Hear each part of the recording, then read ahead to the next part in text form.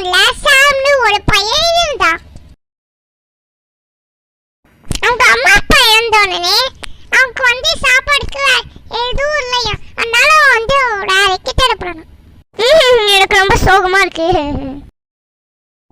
ஒரு நாள் அவன் பசியில ரோட்ல மைக்க போட்டு விழுந்துட்டான். எனக்கு பசிக்குது. வழியில ரிக்கின்னு ஒரு பொண்ணு சாம எழுப்பி விட்டான்.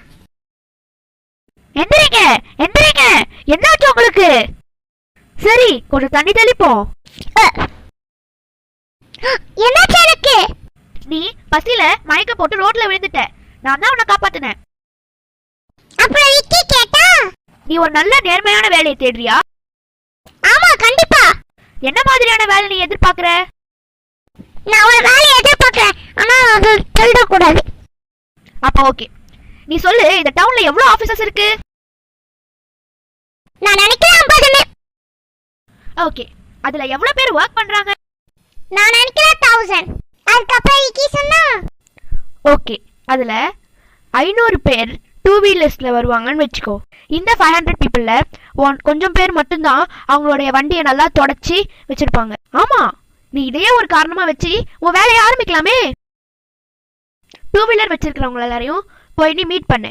அப்புறம் அவங்க வண்டியை துடைக்கிறதுக்கு அனுமதி கேளு. அவங்க அனுமதி கொடுத்தாங்கன்னா அவங்களோட வண்டியெல்லாம் தொடச்சு கொடு. அப்புறம் அவங்க கொடுக்கறத வாங்கிக்கோ. வாவ், நீங்க என்ன ஐடியா கொடுத்துருக்கீங்க.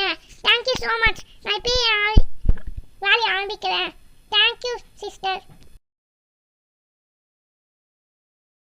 ஓகே, முதல்ல ஏன் வண்டியை தொடச்சு கொடு.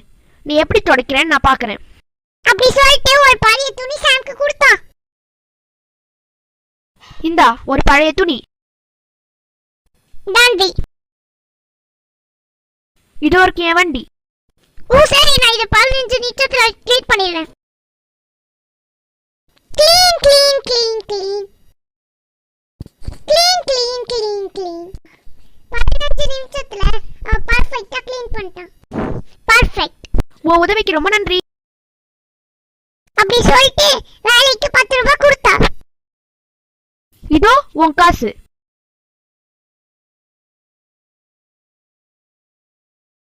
ஓ thank you sister.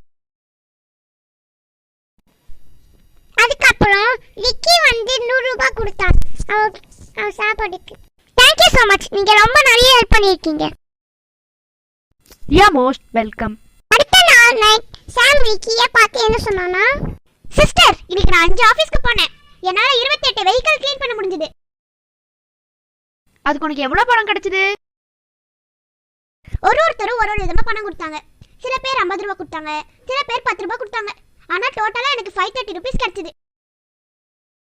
Very good சாம், உன்னோட உழைப்பையும் நேர்மையையும் பாராட்டுறேன். Thank you sister. ஒரு வாரம் கழிச்சு சாம் ரிக்கியை மீட் பண்ணான். அவ சொன்னா, சிஸ்டர் சிஸ்டர் நான் உங்களுக்கு ஒரு சர்ப்ரைஸ் வச்சிருக்கேன்.